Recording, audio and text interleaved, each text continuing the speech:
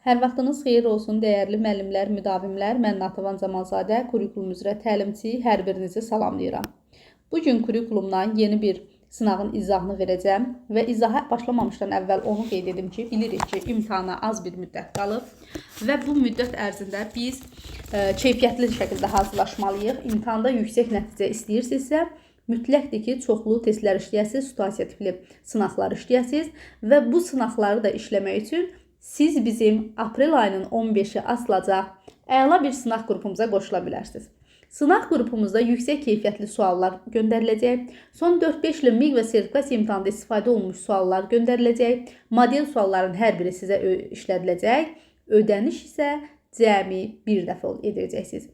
Yalnız bir dəfə ödəməklə siz bizim sınaq qrupumuza qoşula bilərsiniz.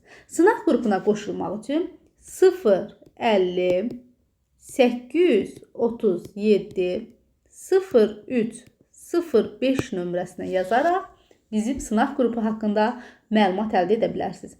Yalnız bir dəfə ödəniş edəməklə qoşulacaqsınız. İndi başlayaq suallara. Birinci sualda qeyd olunur ki, müəllim dərs üçün səriştə əsaslı tapşırıq hazırlayır. Necə tapşırıq hazırlayır? Səriştə əsaslı. Şagirdlərə problem həll edərkən müxtəlif həll yolları müəyyənləşdirməyi, seçimlərini əsaslandırmağı, iş prosesini effektiv idarə etməyə tapşırır. Bu situasiya ilə bağlı verilənlərdən hansı doğrudur? Deməli, müəllim şagirdlərə seçimi əsaslandırmaq, iş prosesini effektiv idarə etmək, müxtəlif həll yolları tapmaq kimi bacarıqlar formalaşdırmaq üçün bu cür tapşırıq verir. İndi deyir, bu situasiya ilə bağlı verilənlərdən hansı doğrudur? Baxaq cavablara.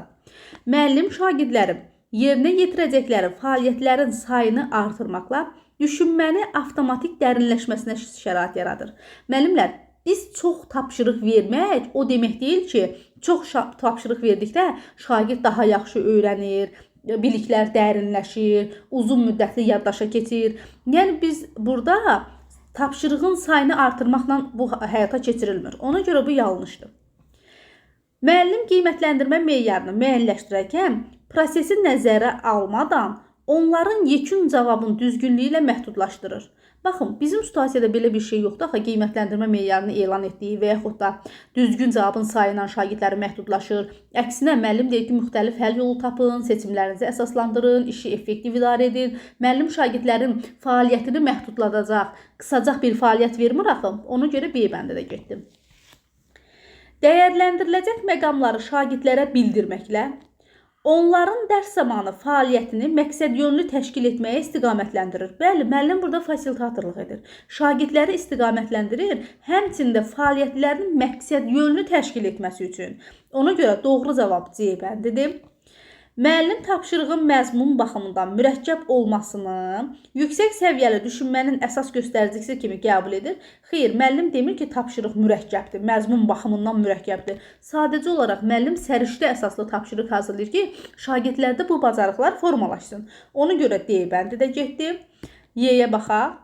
Müəllim bu cür yanaşmaqla daha hazırlıqlı şagirdlərin təlim ehtiyaclarını qarşılayır. Əksinə, müəllim şagirdlərə müxtəlif fəaliyyətlər verir ki, kim hansı fəaliyyəti sevirsə, o fəaliyyət üzrə araşdırma aparsın. Ona görə Y bəndi də yanlışdır. Doğru cavab C bəndi. Növbəti ikinci suala baxırıq.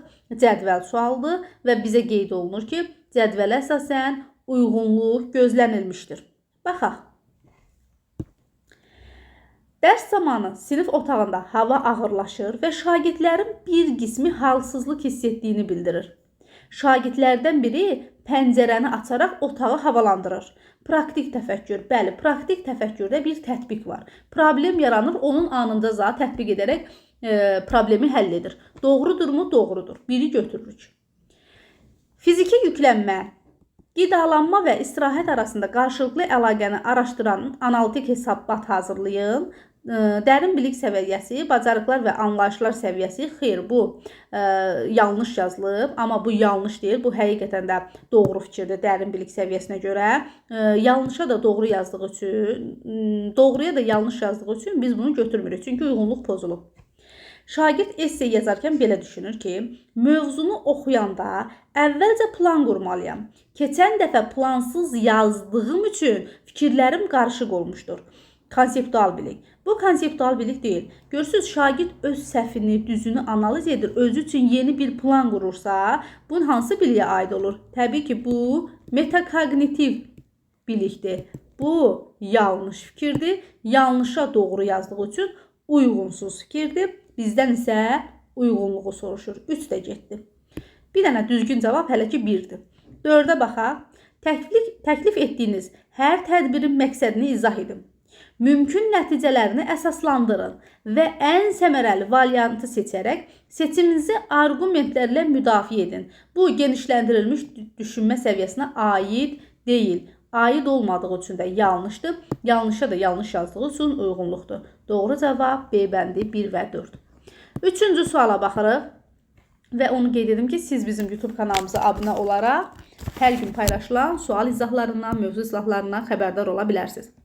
Müəllimin fəaliyyəti ilə bağlı uyğunluğun pozulduğu variantı müəyyənləşdirilir. Sualın şərtini həmişə diqqətlə oxuyun. Uyğunluğun pozulduğu variantı seçməliyik biz. Baxırıq. Deməli, deyir ki, müəllim şagirdlərə dərsin əvvəlində şəxsi öyrənmə məqsədlərini və bu məqsədlərə çatmaq üçün seçəcəkləri strategiyanı müəyyənləşdirməyi təklif edir. Nəticədə şagirdlər öz öyrənmə fəaliyyətlərini dəyərləndirməyə başlayır. Bu həqiqətən də doğru fikirdir. Doğruya da yanlış yazdığı üçün uyğunsuzluqdur. Biz 1-i götürürük. Çünki sualın şərtində bizdə uyğunluğun pozulduğu deyil. 1-də uyğunluq pozulub, 1-i götürürük. Müəllim şagirdlərin tənqidi düşünmə bacarıqlarını inkişaf etdirmək üçün sual-cavabdan istifadə edir. Şagirdlərə verilən cavablar əsasında yeni suallar formalaşdırılmasını tapşırır.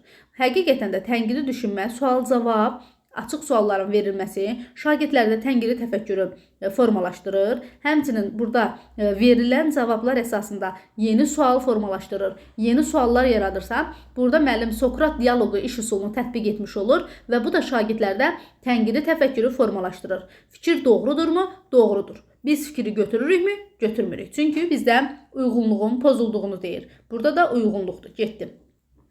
Qrup fəaliyyətində bir şagird təlimatla bağlı çətinlik yaşadığını bildirir. Təlimatla bağlı.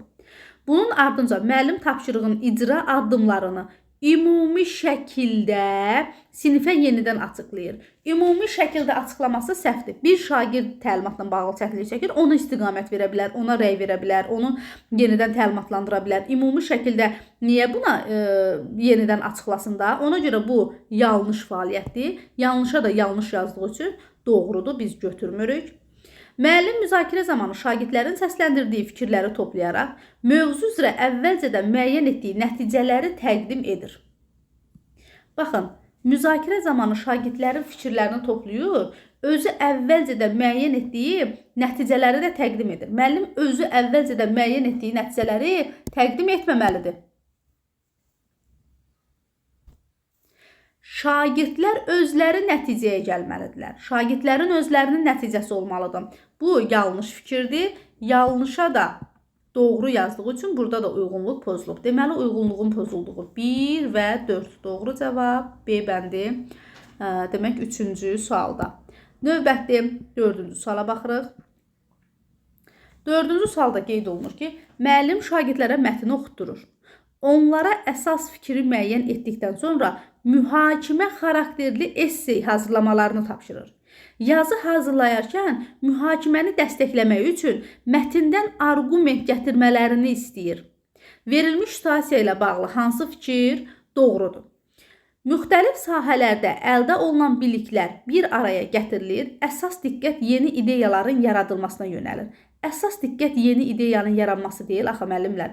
Əsas diqqət arqument gətirməsidir, mühakimə etməkdir. Ona görə A bəndi getdi, doğru deyil. Arqumentlərin mətndən götürülməsi şagirdlərin sərbəst fikirlərini məhdudlaşır. Xeyr, sərbəst fikirlərini məhdudlaşdırmır. Çünki deyir ki, mühakimə xarakterli yazı hazırlayın. Mühakiməni dəstəkləmək üçün də, yəni fikirlərinizi dəstəkləmək üçün mətndən arqument, yəni sərbəst şəkildə siz fikirlərinizi bildirə bilərsiniz. Niyə fikir məhdudlaşdırılsın ki? Bu da getdi. Müxtəlif fəaliyyətlərlə əlaqələndirilir. məlumatların təhlil və əsaslandırılması əsasında düşünmə prosesi ön plana çıxır. Bəli, görürsünüz, müxtəlif fəaliyyətlər əlaqələndirir. Mətni oxuyur, mətn əsasında mühakimə xarakterli yazı hazırlamalarını tapşırır, mühakimə arqumentlər gətirilir. Yəni görürsünüz, müxtəlif fəaliyyətlər əlaqələndirilir, təhlil və əsaslandırma ön plandadır. Həqiqətən də belədir. Doğru cavab C bəndi. Gündəlik həyatla bağlı mövqe formalaşdırılır və sosial xarakterli qərarlar əsaslandırılır. Burada gündəlik həyatla nə əlaqə var ki, bizim situasiyada getdi? Yazı tapşırığı mətnin məzmununun daha yaxşı yadda qalmasına xidmət edir. Xeyr, yazmaq mətnin məzmununun yadda qalmasına xidmət etmir. Araşdırmaq, arqument gətirmək, mühakimə etmək daha çox yadda qalmasına xidmət edər. Ona görə Y-də yanlışdır. Doğru cavab 4-cü sualda C bəndi. 5-ci suala baxırıq. 5-ci sualda deyir ki, müəllimin fəaliyyətində yanlışa yol verdiyi situasiyanı müəyyənləşdirin. Müəllim hansı fəaliyyətdə yanlışa yol verir, baxaq. Müəllim dərsin əvvəlində şagirdlərin mövzu ilə bağlı əvvəlki biliklərini üzə çıxarmaq üçün açıq suallar verir. Səslənən cavabları müqayisə edərək ümumi nəticələr formalaşdırır. Həqiqətən də bu düzgün fəaliyyətdir ki, dərsin əvvəlində biz şagirdlərə açıq suallar verə bilərik. Ümumiyyətlə, motivasiya hissəsində sual vermək var. Ona görə bu doğrudur, yanlış deyil. Müəllim layihə işi zamanı şagirdlərə problem təqdim edir. Qruplara fərqli həll yolları seçmək imkanı yaradır və proses boyunca müşahidə edərək yönləndirici rəy verir. Bəli, layihə işində ümumiyyətlə problem həll etmədə müəllim şagirdləri ancaq istiqamətləndirə bilər, yönəldici rəylər verə bilər və burada da müəllim yenə səhvə yol verməyib, doğrudur. Müəllim dərs prosesində tətbiq etdiyi qiymətləndirmə vasitələrindən əldə olunan nəticələri təhlil edir və bu nəticələri növbəti dərs planına daxil edir. Baxın, müəllimlər, qiymətləndirmə aparırsan, qiymətləndirmənin nəticəsini təhlil edirsən, görürsən ki, harda boşluq var, necə eləyək ki, bu uşaqlar inkişaf eləsin və bu qiymətləndirməyə uyğun sən növbəti dərs planını hazırlayırsan ki, yəni bunu bu cür eləsəm daha yaxşı öyrənərlər. Bu da həqiqətən doğru fikirdir. Bizdən yanlışı soruşur. Müəllim müzakirə zamanı əsas məqsədin yayınmanın qarşısını almaq üçün yayınmanın qarşısını almaq üçün şagirdlərin irəli sürdüyü alternativ yanaşmaları qısaldıb, müzakirəni daha səmərəli hesab etdiyi istiqamətə yönəldir. Əksinə, müəllim burada yanlışa yol verib. Müəllim müzakirə zamanı şagirdlərin yaradıcı düşünməsini təsdiqləməlidir. Yeni ideyanı, yeni fikirləri, alternativ yanaşmaları müəllim yəni təşviq etməlidir şagirdlərə. Yoxsa onların bu fikrini qısaldıb, müzakirəni öz bildiyi istiqamətə aparmamalıdır. Elə müəllimin yanlışa yol verdiyi situasiya D bəndidir. Müəllim dərsin sonunda şagirdlərə öz öyrənmə prosesini təhlil etmək, qarşılaşdıqları çətinlikləri və inkişaf etdirmək istədikləri bacarıqları qeyd etməyə imkan yaradır. Bəli, bu da refleksiyadır. Dərsin sonunda həmçində şagirdlərdə metakognitiv bacarıq formalaşdırır. Doğrudur. Yanlış olan D bəndi. 6-cı suala baxırıq. Müəllimin fəaliyyəti ilə bağlı doğru hesab edilən situasiyanı müəyyən edin. Bizdən doğrunu soruşur. Görək doğru hansıdır? Baxaq. Müəllim layihə işi zamanı şagirdləri problemi anlamaq, istifadəçi ehtiyaclarını müəyyənləşdirmək və müxtəlif ideyalar irəli sürmək üçün istiqamətləndirir. Həqiqətən də doğru fikirdir. Yəni, layihə işi zamanı bu fəaliyyətləri yerinə yetirməlidir. Müəllim tapşırıqdan sonra şagirdlərə bu işi yerinə yetirərkən hansı strategiya işə yaradı? Növbəti dəfə nəyi fərqli edərdin? Kimi suallar ünvanlayaraq onların düşünmə prosesinə nəzər salmalarına təşviq edir, doğru fəaliyyət göstərir müəllim. Bu da düppədüz fikirdir. 3-ə baxaq. Müəllim layihə əsaslı fəaliyyətdə yekun məhsulun keyfiyyətini əsas meyar kimi önə çəkir və prosesin daha planlı irəliləməsini təmin etmək məqsədi ilə müzakirə və refleksiya mərhələlərini əvvəlcədən müəyyən olunmuş çərçivədə saxlayır. Müəllim layihə işi zamanı hər hansı bir layihəni təqdim edib, mövzunu təqdim edib, şagirdlərin özünün sərbəst araşdırıb bir məhsul hazırlamasına şərait yaratmalıdır. Yoxsa müəllim şagirdlərin fəaliyyətini çərçivəyə salmalı deyil. 3 yanlışdır, 3'ü çıxırıq cavablardan. C-də getdi, Y-də getdi, B-də getdi. Qaldınız A ilə D arasında. 1 ilə 2 də düzdür. İndi digərlərinə baxaq. Müəllim qrup işində rolların əvvəlcədən müəyyənləşdirilməsinin fəaliyyəti sistemləşdirdiyini hesab edir və vaxtdan səmərəli istifadə məqsədi ilə qərarların əsasən mərkəzləşdirilmiş şəkildə qəbul edilməsini üstün tutur. Müəllimlər, biz bir beynimizdə fikir tutub, şagirdləri ona fokuslamalıyıq. Şagirdlər özləri araşdırmalıdırlar, müzakirə etməlidirlər, özləri nəticəyə gəlməlidirlər. Mərkəzləşdirilmiş şəkildə qərarları biz qəbul etməli deyilik. Şagirdin özünün qərar verməsinə şərait yaratmalıyıq. Ona görə 4-də getdi. Müəllim şagirdlərin layihə üzərində işləyərkən əməkdaşlıq etməsinə, fikirlərini bölüşməsinə, mübahisə aparmasına və ortaq qərarların verməsinə şərait yaradır. Görürsünüz, müəllim buna şərait yaradır. Amma 4-cü fikirdə deyir ki, mərkəzləşdirilmiş bir qərar qəbul edir. Olmaz axı belə. 5-də doğrudur. Ona görə bizim sualın doğru cavabı 1, 2, 5 A bəndi. Növbəti 6-cı suala baxırıq. Görək 6-cı sualda nə qeyd olunub? Müəllim qrup işi təşkil edir. Əla, gözəl. Müəllim təşkil etdi qrup işi. Hər qrup eyni problem üzərində fərqli aspektlərdən işləyir və hazırladıkları nəticələri növbəti mərhələdə digər qruplarla paylaşırlar. Paylaşımlar arasında şagirdlər təqdim olunan yanaşmaları müqayisə edir və ümumi nəticələr formalaşdırır. Müəllimin istifadə etdiyi iş üsulunun əsas müsbət tərəfi hansı variantda düzgün əks olunub?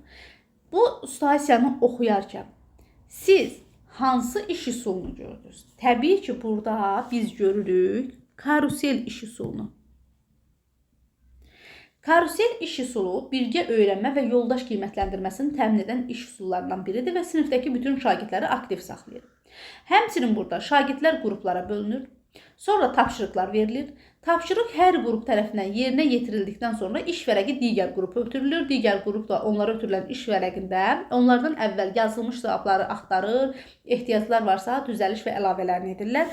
Və bizdə də görürsünüz, şagirdlərə təqdim olunan yanaşmanı müqayisə edir, ümumi nəticə formalaşdırır deyir.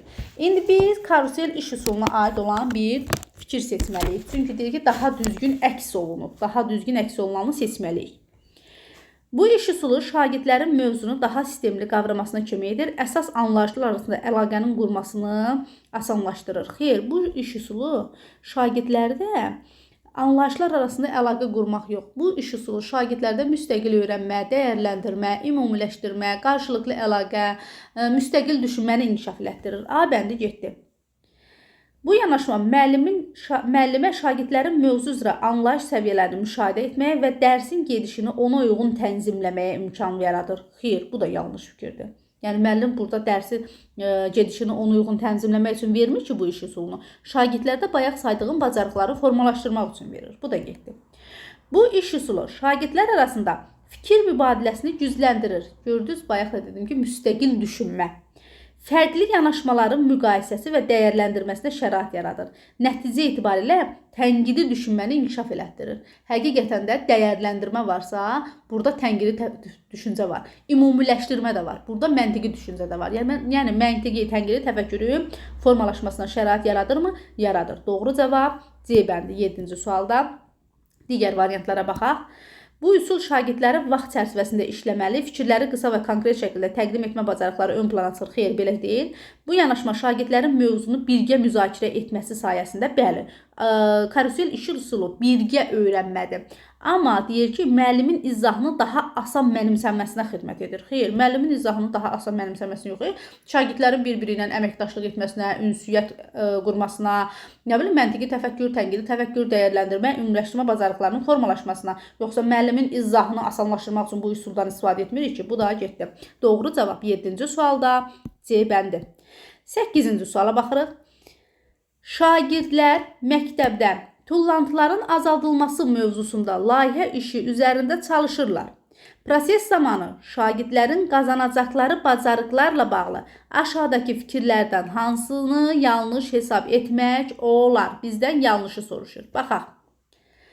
Şagirdlər real problemlər üzərində işlədikləri üçün məlumat toplama, faktlara əsaslanma və nəticə çıxarma bacarıqları inkişaf edir. Bəli, məktəb tullantılarının azaldılması, yəni bu real problemdir. Bu da bu bacarıqları formalaşdırır. A bəndi getdi, düzgündür getdi. Bizə səhv lazımdır. Şagirdlər müxtəlif maraqlı tərəflərin mövqelərini nəzərə alaraq sosial məsuliyyət və empatiya bacarıqlarını gücləndirir. Yəni layihə işi olduğu üçün, birgə fəaliyyət olduğu üçün burada empatiya da var, doğrudur. Şagirdlər əvvəlcədən müəyyənləşdirilmiş fəaliyyət planına uyğun işlədiklərinə görə əsas diqqəti tapşırıqların icrasına yönəldir. Qərarlarının çoxunu prosesin əvvəlində formalaşdırır. Müəllimlər, layihə işidirsə, şagirdlər bunu gedib uzun müddət araşdırıb, sonda bir nəticəyə gəlib bir məhsul təqdim edəcəklər. Əvvəldə hansı qərarı formalaşdıra bilərlər ki? Ona görə yanlış olan elə C bəndidir. Bir də diqqət tapşırıqların icrasına yönəlməkdən yanaşı. Yəni biz burada araşdırma, layihə işini veririk. Araşdırma olsun, dərindən öyrənmə olsun, şagirdlər bunu təhlil etsinlər, dəyərləndirsinlər. Burada bir yaradıcı təfəkkür də formalaşır. Çünki sonda bir məhsul təqdim edirlər, yeni bir şey hazırlaya bilərlər. Yoxsa burada ancaq əvvəldən formalaşdıran qərarları isbat eləmək üçün biz layihə hazırlamırıq ki. Ona görə yanlış olan C bəndidir. Şagirdlər qrup şəklində çalışaraq fikir mübadiləsi aparır. Əməkdaşlıq və ünsiyyət bacarıqlarını praktik şəkildə tətbiq edilir. Bəli, birgə fəaliyyət varsa təbii ki, bunlar da var. D bəndi də doğrudur. Getdi. D bəndini götürmürük. Bizdən yanlış istəyir. Şagirdlərə təqdim etdikləri həll yollarına verilən rəyə əsaslanaraq ideyalarını yenidən nəzərdə keçirməyi və təkmilləşdirməyi öyrədirlər. Bəli, layihə əsaslı öyrənmədə müəllimin müşahidəsi, müəllimin monitorinqi vacibdir. Yəni bu şagirdlərə həll yolları verirlərsə, həll yolları təqdim edirlərsə və bu rəyə əsaslanaraq müəllimin və yaxud yoldaşlarının rəyinə əsaslanaraq bunun üzərində bir daha işləyə bilərlər, daha yaxşı təkmilləşdirə bilərlər. Bu da doğrudur. Yanlış olan 8-ci sualda C bəndi. 9-cu suala baxırıq. Deyir ki, verilmiş tapşırıqları məqsəd ilə uyğunlaşdırın. Rəqəmlər və hərflər verilir. Biz buna uyğun olaraq uyğunlaşdırmalıyıq. Baxırıq. Deyir ki, hansısa bir qərarın qəbulunda həm qısa, həm də uzun müddətli təsirlərin nəzərə alınması niyə vacibdir? Müxtəlif tərəflərin baxışları bu qərara necə təsir göstərə bilər? Yəni, bu fikri verilib, indi biz buna uyğun uyğunlaşma aparmalıyıq. Situasiyanı oxuduq, bildik. Burada qərar qəbul etmədir.